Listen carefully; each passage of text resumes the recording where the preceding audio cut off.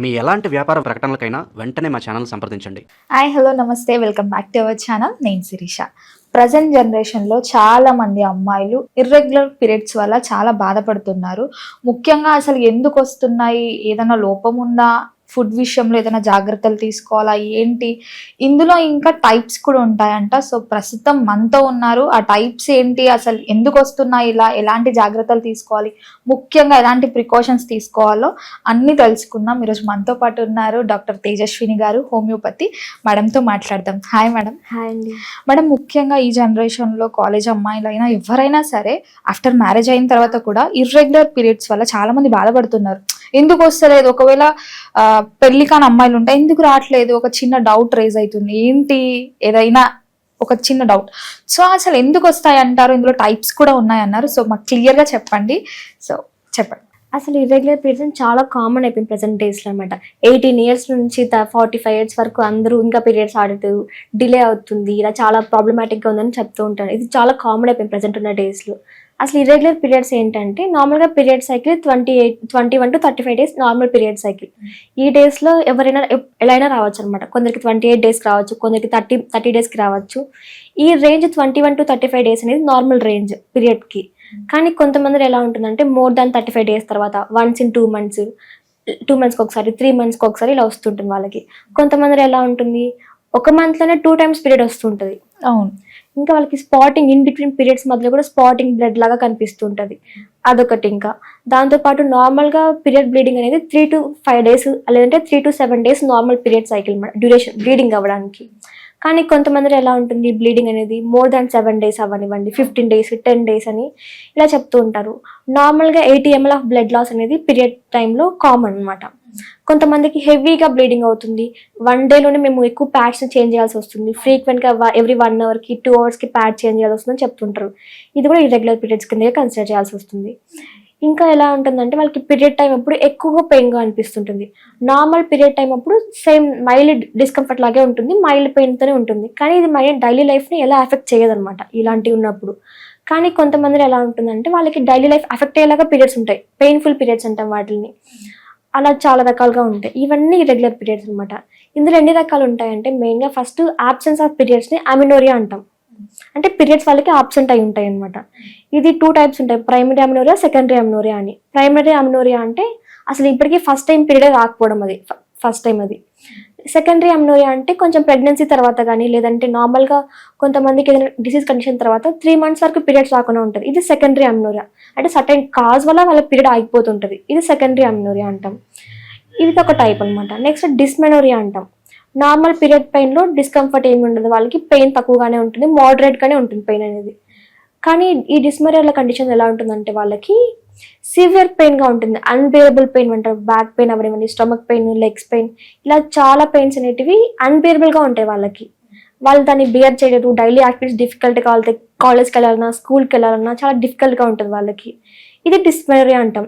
ఇందులో కూడా 2 types ఉంటాయి, ప్రైమరీ డిస్మెనోరియా, సెకండరీ డిస్మెనోరియా అని. ప్రైమరీ అంటే పీరియడ్కి 2 to 3 days ముందు పీరియడ్స్ పెయిన్ స్టార్ట్ అవుతుంది, అది పీరియడ్ రాగానే ఆగిపోతుంది అనమాట. అంటే ఇది ఎలాంటి పెథాలజీ కానీ మన బాడీలో డిసీజ్ కండిషన్ ఏది లేకపోయినా ఒక సిగ్నల్ ఇస్తుంది, మనకు సిగ్నల్ periods ఇస్తుంది. వస్తున్నాయి. Yeah. Okay, okay. ఇది ప్రైమరీ డిస్మెనోరియా. సెకండరీ డిస్మెనోరియా అంటాం. ఇంకా సెకండరీ డిస్మెనోరియా అంటే సంథింగ్ ఇంటర్నల్గా ఏదైనా ప్రాబ్లం ఉన్నప్పుడు ఆ ఇంటర్నల్ ప్రాబ్లం వల్ల పీరియడ్స్ ఇంకా పెయిన్ఫుల్గా మారుతాయి. ఇది సెకండరీ డిస్మెనోరియా అంటాం. వాళ్ళకి కొంతమందికి పీరియడ్ టైంలో నార్మల్ బ్లడ్ లాస్ అనేది కామన్గా ఉంటుంది, కానీ కొంతమందికి హెవీగా బ్లడ్ లాస్ అవుతుంది, ఇలా చెప్తూ ఉంటారు వాళ్ళకి. అది కూడా కలర్ చేంజ్ అవుతుందని చెప్తుంటారు ఇలా. దీన్ని మనం మెనోరేజియా అంటాం. మెనోరేజియా అంటే ప్రొఫ్యూజ్ బ్లడ్ లాస్, 80 ml కన్నా కూడా ఎక్కువగా బ్లడ్ లాస్ అవ్వడం, ఎక్కువ డ్యూరేషన్ అయినా అవ్వనివ్వండి లేదంటే ఎక్కువ అమౌంట్ ఆఫ్ బ్లడ్ లాస్ అయినా అవ్వనివ్వండి, దీన్ని మనం మెనోరేజియా అంటాం. మెట్రోరేజియా అంటాం. మెట్రోరేజియా అంటే పీరియడ్ మధ్యలో పెయిన్ఫుల్తో పాటు బ్లీడింగ్ అనేది ఎక్కువ అవుతుంటుంది, వాళ్ళకి డ్యూరేషన్ ఎక్కువగా ఉంటుంది, 7 days కన్నా 10 days కానివ్వండి. అట్లా అవ్వచ్చు అంటారా మనం? ఇప్పుడు నార్మల్ గా మనకి ఇప్పుడు పీరియడ్ సైకిల్ 5 days అనుకుంటాం కదా, మరి మోర్ దెన్ 7 days, 15 days అది మనకు మంచిదే అంటారా? కాదండి. అసలు నార్మల్ కంటే ఏది ఎక్కువ ఉంటుందో అంతా అబ్నార్మల్ కిందకే కన్సిడర్ చేయాలి మనం. వాళ్ళకి ఏదైనా ఇంటర్నల్గా ప్రాబ్లమాటిక్గా ఉంటే మాత్రమే ఇలా అబ్నార్మల్గా ఎక్కువ డ్యూరేషన్ అవ్వనివ్వండి, ఎక్కువ అమౌంట్ ఆఫ్ బ్లడ్ లాస్ అవ్వనివ్వండి కామన్గా ఉంటుంది వాళ్ళలోని. ఇంకా లాస్ట్ వచ్చేసి మెట్రోరేజియా అంటాం అనమాట. అంటే ఇంటర్మెన్చువల్ బ్లీడింగ్ అంటాం దీన్ని. ఎలా ఉంటుందంటే పీరియడ్కి మధ్యలో జస్ట్ స్పాటింగ్ లాగా అనిపించవచ్చు. అది స్పాటింగ్ అయినా ఉండొచ్చు, లేదంటే వాళ్ళకి కంటిన్యూస్ బ్లీడింగ్ అయినా 1 day 2 days బ్లీడింగ్ అయినా ఉండొచ్చు వాళ్ళకి. ఇది ఒక రేంజ్ లాగా ఉంటుంది. ఈ అన్ని టైప్స్లో కామన్గా అనేది ఇర్రెగ్యులర్ పీరియడ్స్గా కన్సిడర్ చేస్తాం మనం మెయిన్గా. ఇన్ని టైప్స్ ఉన్నా కూడా వాళ్ళకి ఒక్కొక్కరికి ఒక్కొక్క పెథాలజీ లాగా, కొంతమందికి డ్యూరేషన్ ఎక్కువ ఉండొచ్చు, కొంతమందికి బ్లీడింగ్ ఎక్కువ ఉండొచ్చు అనమాట. ఇలా ఒక్కొక్కరికి వేరియేషన్ కామన్గా ఉంటుంది వాళ్ళలో. ఇలా కామన్గా అసలు వాళ్ళకి ఎందుకు ఇలా ఇర్రెగ్యులర్ బ్లీడింగ్ వస్తుందంటే వాళ్ళకి మెయిన్గా ఒకటి హార్మోనల్ ఇంబ్యాలెన్స్. ఈ 18 years ఉన్న వాళ్ళు, 25 years ఉన్న వాళ్ళు కామన్గా వచ్చేది హార్మోనల్ ఇంబ్యాలెన్స్ వల్ల. దీనివల్ల ఎవ్రీ మంత్ పీరియడ్ టైం అప్పుడు ఈస్ట్రోజన్ ప్రొజెస్టెరాన్ హార్మోన్స్ అనేది తగ్గిపోతూ ఉంటాయి. కానీ కొంతమందిలో ఈ హార్మోన్స్ ఎక్కువ అవడం కానీ, లేదంటే ఇంకా తగ్గిపోవడం కానీ, నార్మల్ లెవెల్ కంటే ఇంకా తక్కువైనప్పుడు ఉంటాయి కదా, అలాంటి కండిషన్స్లో వీళ్ళకి ఇలా ఇర్రెగ్యులర్ పీరియడ్స్ కామన్గా ఉంటాయి.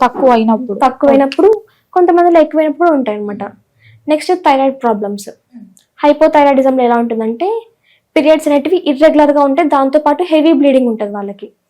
హైపర్ థైరాయిడిజం అంటే వాళ్ళకి పీరియడ్ ఇర్రెగ్యులర్తో పాటు స్కాంటీ బ్లీడింగ్ ఉంటుంది, అమౌంట్ ఆఫ్ బ్లీడింగ్ తక్కువగా ఉంటుంది వాళ్ళలోని. ఇలా థైరాయిడ్ ప్రాబ్లమ్స్ వల్ల ఉండొచ్చు, లేదంటే పీసీఓఎస్ అంటాం, పాలిసిస్టిక్ ఓవేరియన్ సిండ్రోమ్. ఈ పీసీఓఎస్ ఉన్న వాళ్ళలో కూడా సేమ్ ఇది ఇర్రెగ్యులర్ ప్యాటర్న్ ఫాలో అవుతుంది. కొంతమందికి 3 months పీరియడ్ రావడం, లేదంటే అట్ ఏ టైం వచ్చినా కూడా ఎక్కువ హెవీ బ్లీడింగ్ అవ్వడం, ఇలా కామన్గా ఉంటుంది. ఈ పీసీఓఎస్లో ఇంకొకటి ఏముంటుందంటే యాన్యులేషన్ సైకిల్స్ అంటాం. అంటే ప్రాపర్గా ఎవ్రీ మంత్ ఎగ్ రిలీజ్ అవ్వకపోయినా వాళ్ళకి పీరియడ్ స్టార్ట్ అవుతుంది. అంటే వాళ్ళకి రెగ్యులర్ పీరియడ్సే ఉన్నాయి కదా, మాకు ఏం ప్రాబ్లం లేదని కన్సిడర్ చేస్తుంటారు చాలామంది. కానీ అది కూడా ఒక ప్రాబ్లమాటిక్ కండిషన్ అనమాట. ఎలా అంటే ఎవ్రీ మంత్ మనకు ఒక ఎగ్ రిలీజ్ అవుతుంది, కానీ పీసీఓఎస్ ఉన్న వాళ్ళు ఎగ్ రిలీజ్ అవ్వకపోయినా కూడా వాళ్ళకి పీరియడ్ స్టార్ట్ అవుతాయి. కాబట్టి ఆ కండిషన్స్లో కూడా మనం చెక్ చేసుకుంటూ ఉండాలి. నెక్స్ట్ ఇంకా ఏమైనా ప్రాబ్లమ్స్ ఏమైనా ఉన్నాయి, ఇటువంటి ఫైబ్రాయిడ్స్ అవ్వనివ్వండి, ఎండోమెట్రియోస్ అవ్వండి, ఇలాంటి అన్ని కండిషన్స్లో వాళ్ళకి ఇర్రెగ్యులర్ పీరియడ్స్ కామన్గా కనిపిస్తూ ఉంటాయి వాళ్ళకి. ఇలాంటప్పుడు ఎక్కువ హెవీ లాస్ అయిందనుకో బ్లడ్ అనేది, వాళ్ళకి అనీమియా వచ్చే పాసిబిలిటీ ఎక్కువగా ఉంటుంది. సివియర్గా బ్లడ్ లాస్ అయిపోతూ ఉంటుంది. నార్మల్ కన్నా కూడా మన బాడీలో బ్లడ్ లెవెల్స్ కానివ్వండి, ఐరన్ లెవెల్స్ కానివ్వండి తగ్గిపోతూ ఉంటాయి. ఇలా వాళ్ళకి అప్పుడు వీక్నెస్గా అనిపిస్తుంటుంది, డిజీనెస్, కళ్ళు తిరిగినట్టు పడిపోతున్నట్టు అనిపిస్తూ ఉంటుంది వాళ్ళలో. ఇవన్నీ కామన్గా వస్తుంటాయి ఇర్రెగ్యులర్ పీరియడ్స్లో. అసలు వాళ్ళు ముఖ్యంగా ఇట్లా 3 monthsకి ఒకసారి అవుతున్న వాళ్ళు ఖచ్చితంగా డాక్టర్ని కన్సల్ట్ అవ్వాలంటారా? ఖచ్చితంగా అండి.